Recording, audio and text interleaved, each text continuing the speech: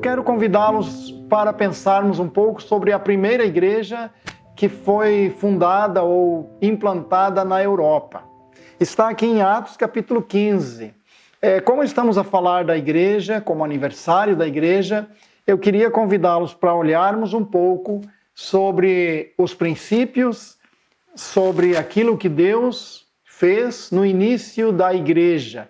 E nesse caso teremos 3 mensagens, e a primeira delas, que será hoje, então, a direção do Espírito Santo, ou seja, um movimento do Espírito Santo construindo, plantando, edificando a igreja. Jesus tinha dito: eu edificarei a minha igreja.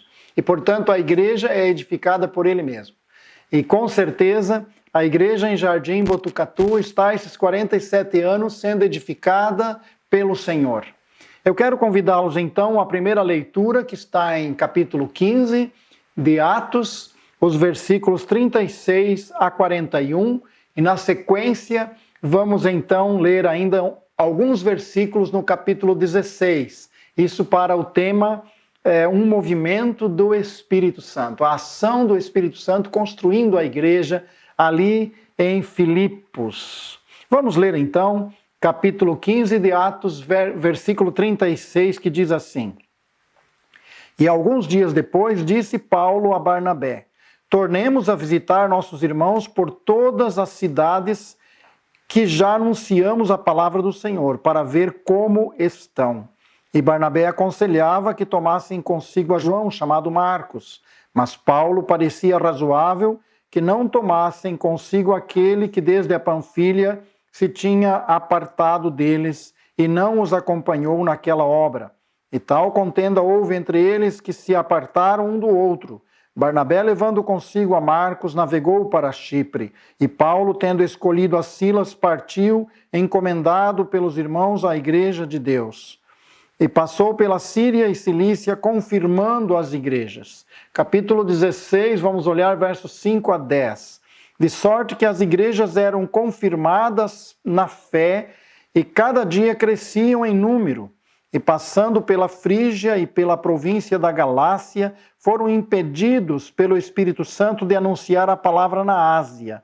E quando chegaram a Mísia, intentavam ir para a Bitínia, mas o Espírito Santo não lhes permitiu.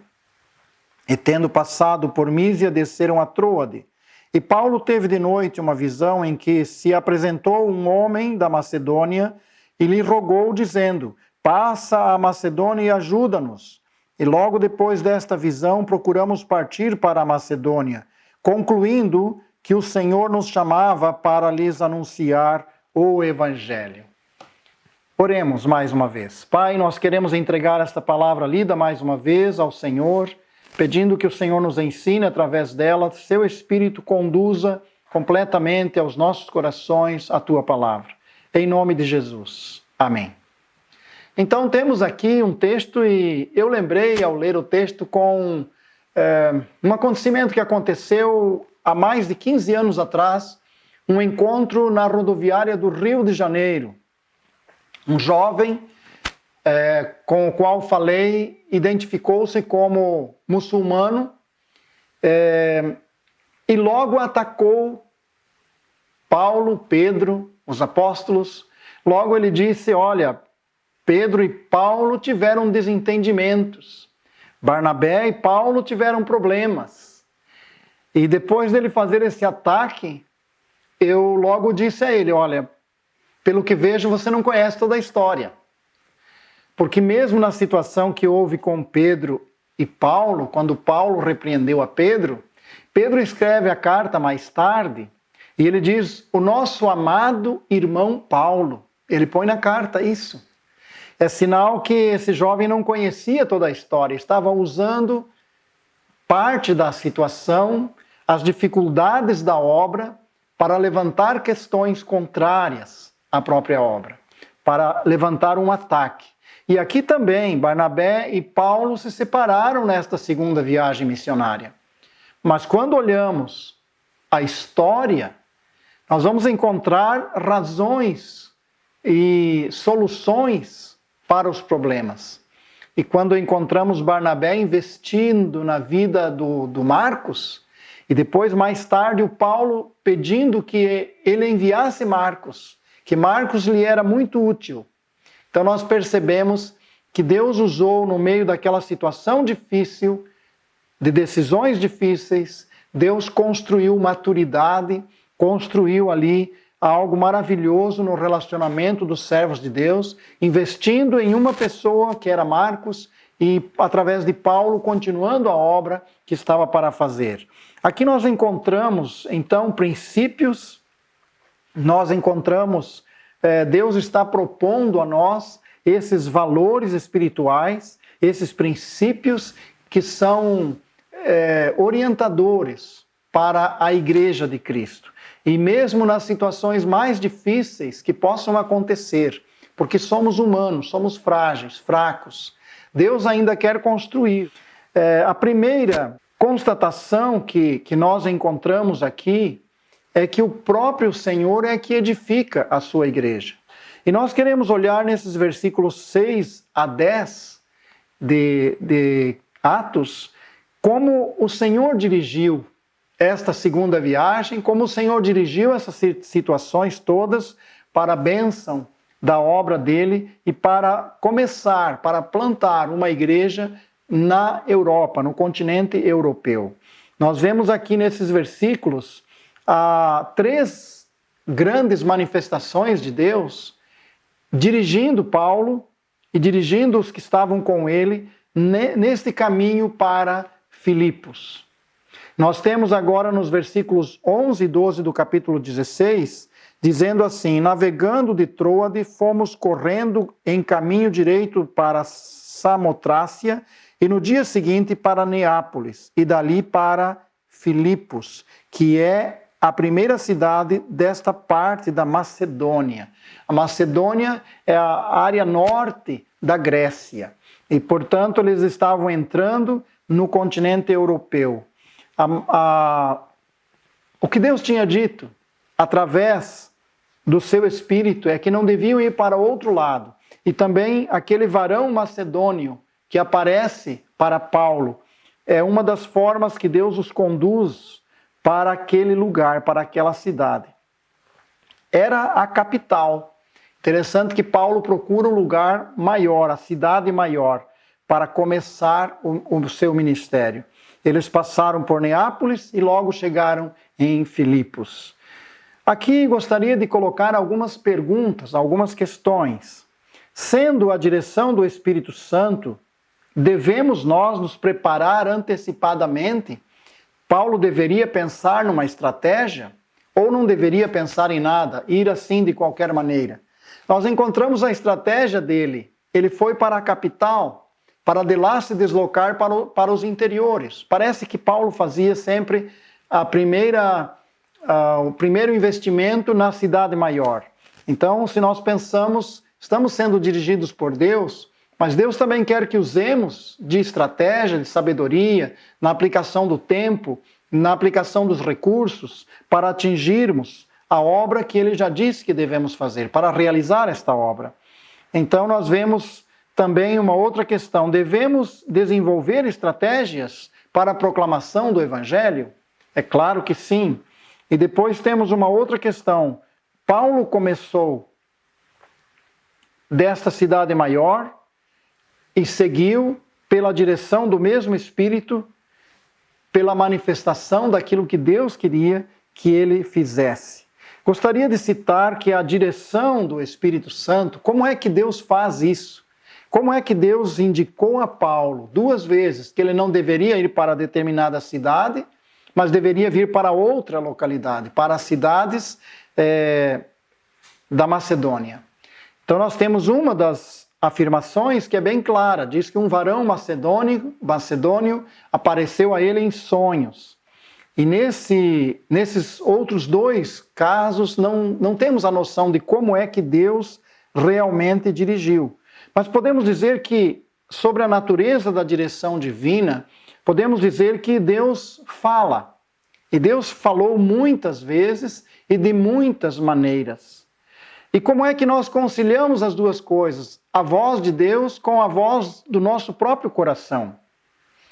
Um escritor chamado David Gooding, ele pergunta: qual é a relação entre esse tipo de orientação direta de Deus e o próprio poder de decisão das pessoas, o seu bom senso, o juízo moral, espiritual e a responsabilidade final pelas decisões? A pergunta que ele faz: será que quando Deus envia, então nós somos livres de qualquer responsabilidade? Temos que seguir como cegos, sem perceber o que estamos fazendo, porque Deus disse para fazer isso? É claro que não. Esta pergunta também leva-nos a uma necessidade, saber discernir entre a palavra, a voz de Deus, e a voz da nossa própria mente. Pois a Bíblia diz que enganoso é o coração mais do que todas as coisas. E, portanto, nós vamos ter um certo conflito quando temos diante de nós o desafio de uma obra, a indicação da direção de um trabalho, de um ministério, uma chamada para um campo missionário, e depois saber se isso vem apenas do nosso coração, se o Senhor realmente quer isso de nós. Como é que Paulo podia ter certeza? Certamente pela comunhão, pela sua afinidade com o Senhor, ele podia sim ter certeza. O fato é que somos responsáveis, sim, pelas decisões que tomamos. E devemos saber se essas decisões são amparadas pela vontade de Deus ou se estamos agindo com impressões do nosso próprio coração. É interessante a intervenção do Espírito Santo de Deus, que não anula a nossa manifestação de natureza humana. Não anula a nossa personalidade. Nós não fechamos os olhos e seguimos, sem noção do que estamos fazendo, e dizendo que o Espírito de Deus está a nos dirigir. Não é assim que está acontecendo aqui. Nós não perdemos a individualidade. Nós ainda somos responsáveis até pelas decisões que tomamos. Então, como é que nós somos dirigidos para fazer a obra de Deus? Esse escritor, ele ainda faz uma pergunta a mais sobre isso. Ele diz: será que todos os cristãos deveriam contar com esse tipo de orientação? Será que todos nós, e em caso afirmativo, se nós achamos que devemos ser orientados assim pelo Senhor, em caso afirmativo, com que frequência devemos ser orientados pelo Senhor? Todos os dias da semana? Devemos ser orientados por Ele cada vez que tivermos uma decisão importante para tomar? Ou apenas, de vez em quando, sermos orientados pelo Senhor? Eu conheço muitos irmãos que não tomam nenhuma decisão na sua vida sem primeiro buscar ao Senhor e estar convencido de que aquilo não contraria primeiramente algum princípio fundamental das Escrituras e que aquilo faz parte desse projeto que Deus tem para a sua vida. Então eu creio que realmente nós precisamos sermos orientados. Contudo, quanto? Com que frequência? E na verdade a gente vai perceber a resposta na própria história. Quando fazemos uma pesquisa, nós vamos perceber aqui na história, se pegamos a história toda, nós vamos perceber que esse tipo de intervenção de Deus foram poucas vezes que aconteceram no decorrer de muitos anos. Quando pegamos a história, por exemplo, de Moisés, nós vamos encontrar, ou a história do povo de Israel, nós vamos encontrar em centenas de anos, milhares de anos, algumas poucas manifestações. Claro, quando olhamos para o Egito, vamos dizer, foram muitas. Mas quando olhamos o tempo todo que decorreu sem nenhuma manifestação visível de Deus, então percebemos que não são tantas vezes assim que Deus se revela desta maneira. Eu acho também que alguns pregadores do nosso tempo dariam uma ênfase muito grande a esse sonho que Paulo teve, a esta visão que ele teve do varão macedônio. Provavelmente fariam disso o centro de todo o seu programa ali na Macedônia. Mas nós olhando Paulo e a sua equipe, nós não encontramos esta ênfase toda. Nós não temos nenhuma menção depois do acontecido, depois de serem dirigidos para aquela cidade de Filipos, nós não temos nenhuma menção mais daquilo que se passou antes, da forma como foram dirigidos. Porque é claro para mim, e claro na história bíblica, que o que movia o coração do apóstolo Paulo era a palavra revelada. Aquilo que Deus revelava a ele, isso enchia o seu coração. Aquilo que faz parte depois dessas cartas que ele escreve às igrejas. Este era o fundamento para a sua vida. Aquelas manifestações especiais foram muito importantes, mas eram ainda secundárias, eram bem menores do que esse conteúdo precioso da palavra que Paulo estava agora escrevendo e enviando para as igrejas. E por isso que ficamos admirados quando alguém, em vez de falar desse maravilhoso material, desse livro precioso, passa a descrever aquilo que viu, aquilo que pensou, aquilo que sonhou, e em vez de voltar-se para aquilo que realmente faz sentido, que é a palavra de Deus. Devemos avaliar criticamente essas manifestações ou essas impressões de sonhos, de visões. Devemos avaliar de forma crítica. Veja o verso 10 do capítulo 16. E logo depois desta visão, procuramos partir para a Macedônia, concluindo que o Senhor nos chamava para lhes anunciarmos o Evangelho. Então a pergunta, devemos avaliar criticamente alguma impressão que tivermos, seja impressão de sonho, impressão de alguém que diga algo sobre algo que precisamos saber, sobre um projeto nosso, uma sugestão, um conselho. Devemos avaliar isso criticamente? Por que esta pergunta? Porque eu conheço muitas pessoas que temem avaliar de forma crítica aquilo que surge como profecia, como sonho, como visão. E nós vivemos esse tempo no mundo e temos que ter consciência de como agir. E aqui está uma frase nesse versículo que nos indica a resposta.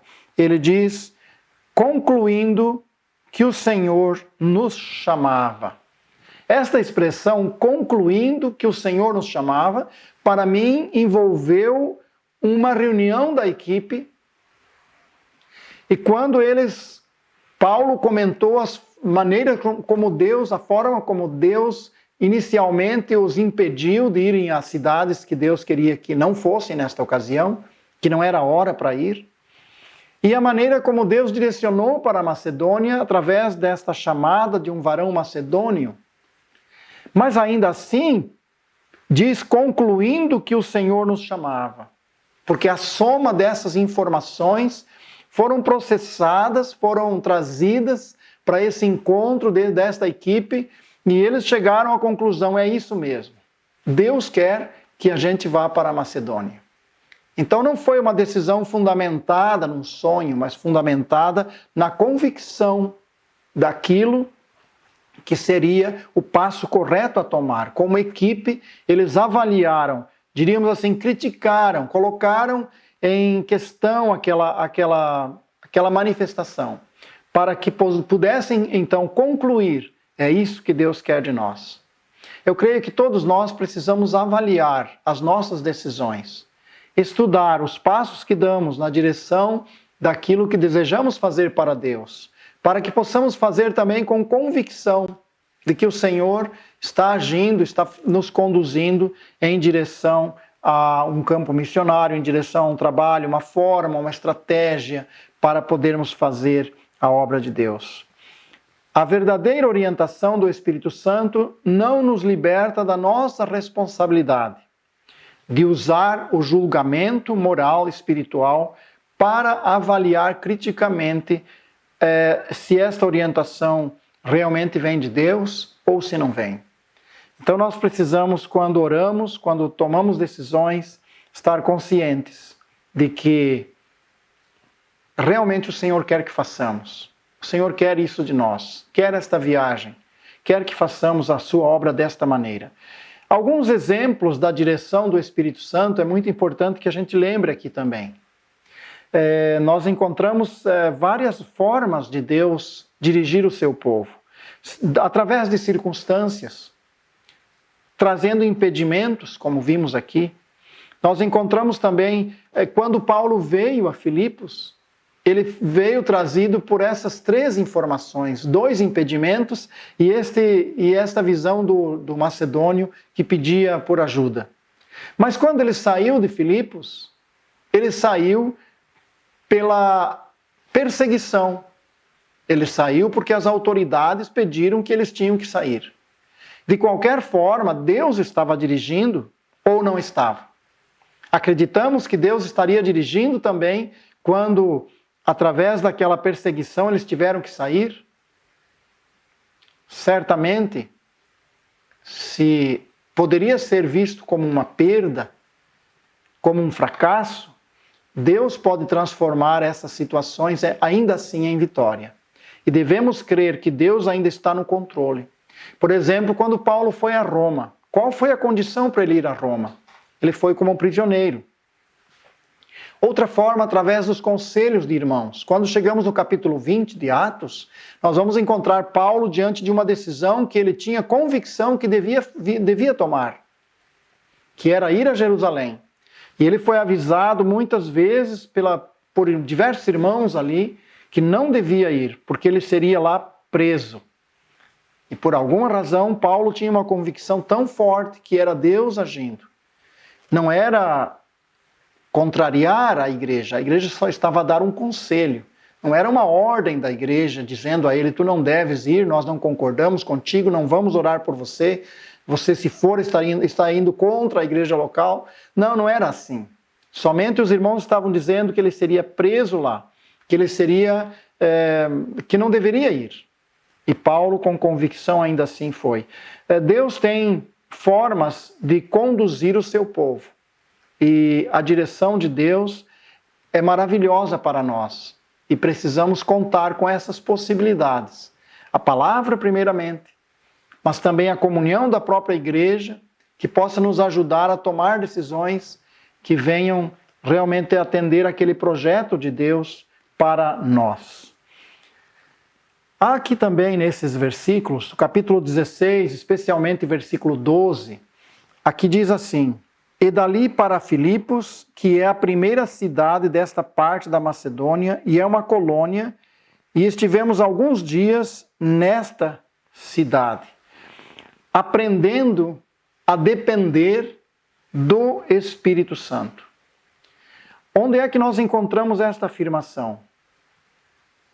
A questão é que eles ficaram vários dias e parece que há silêncio somente, não há frutos, não há resultados. Lucas, quando escreve este livro, Atos dos Apóstolos, Lucas não menciona nada de especial aqui. Se foram dirigidos, não era de esperar que tivessem algum acontecimento extraordinário já nos primeiros dias? Mas eles estavam aprendendo a depender de Deus. E eles chegaram ali, e diz o texto que ficaram alguns dias. É a primeira afirmação que dá. Depois o texto continua dizendo que saíram para fora da cidade e foram para a beira do rio. Dá a impressão que mais alguns dias eles estavam vivendo ali sem nenhum resultado especial daquele lugar para o qual o Senhor os dirigiu. E depois, quando fala desta ida para a beira do rio, verso 13 diz isso: no dia de sábado saímos fora das portas para a beira do rio, onde se costumava fazer oração, e sentamo-nos, falamos às mulheres que ali se ajuntaram. E uma certa mulher chamada Lídia, vendedora de púrpura da cidade de Tiatira, e que servia a Deus, nos ouvia, e o Senhor lhe abriu o coração.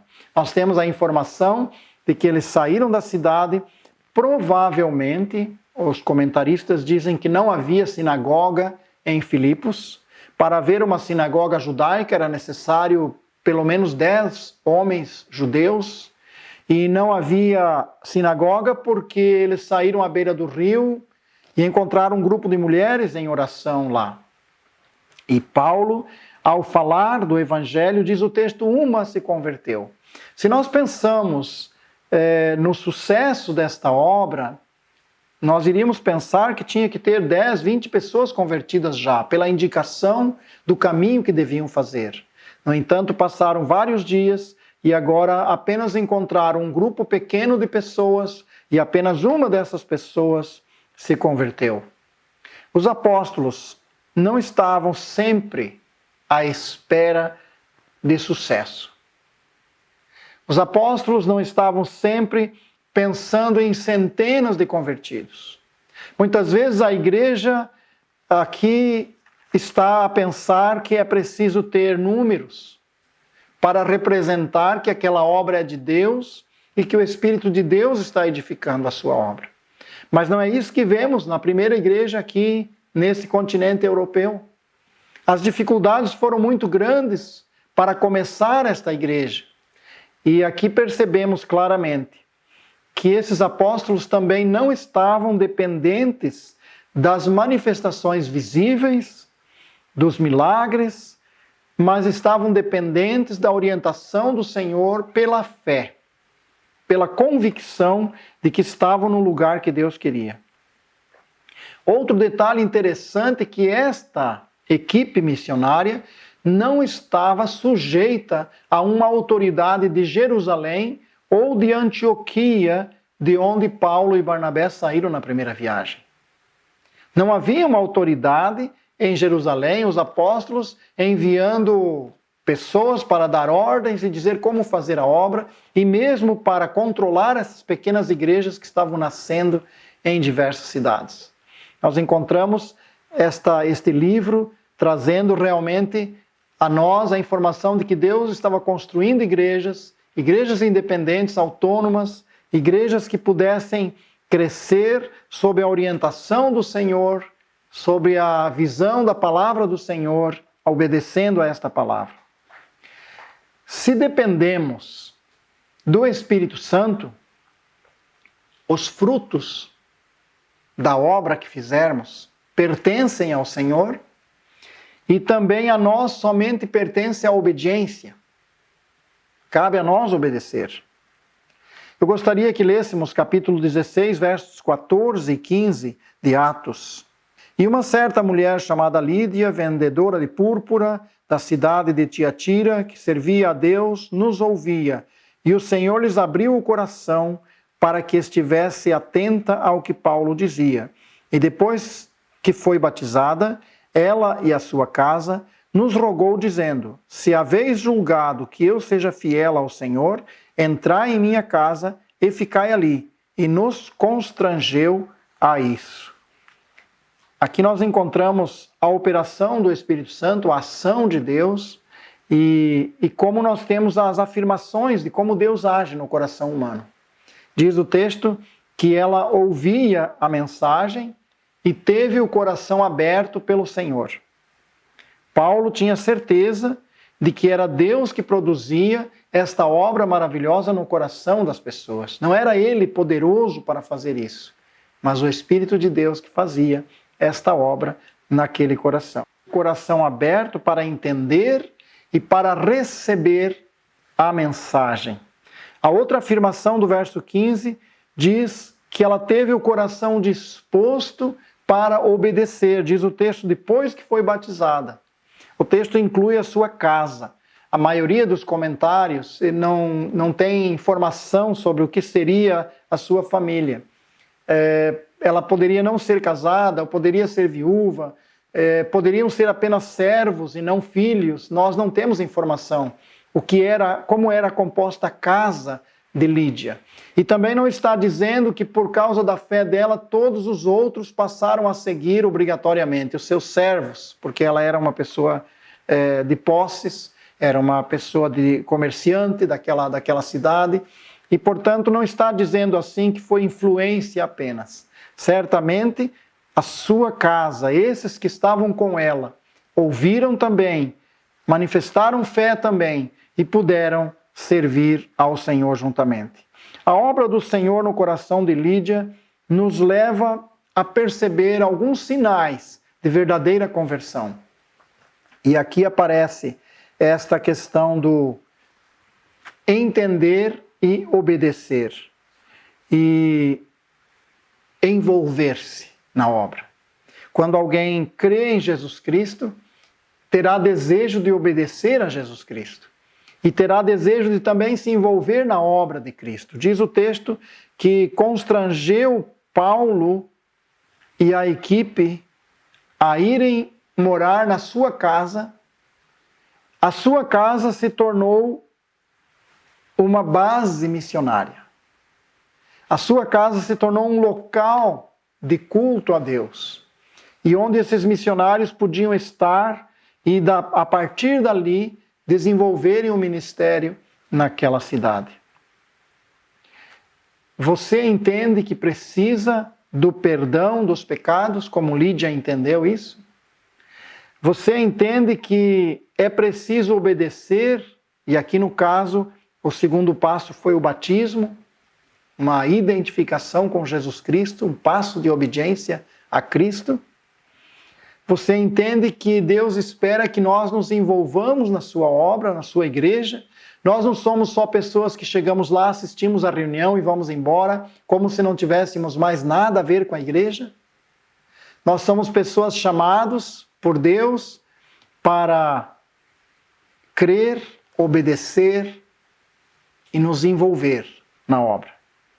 E é por isso que somos desafiados por esta palavra a experimentar esta transformação, esta direção para também fazermos a obra de Deus.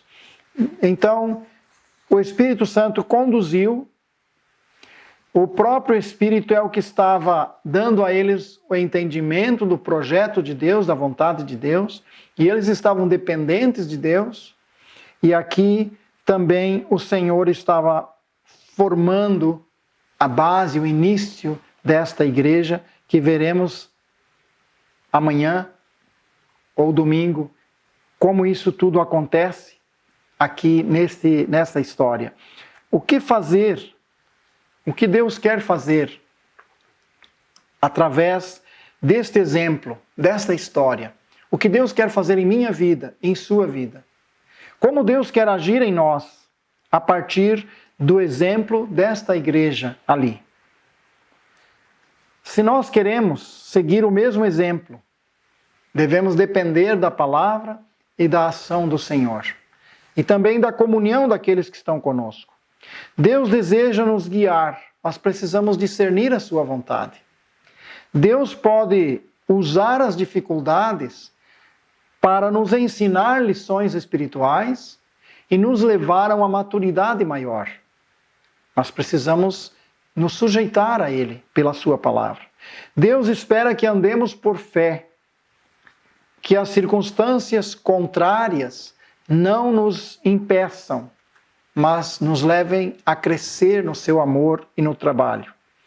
E o exemplo de Lídia, que através do conhecimento da palavra, deu passos práticos, firmes, sinceros e tornou-se fiel naquela obra ali.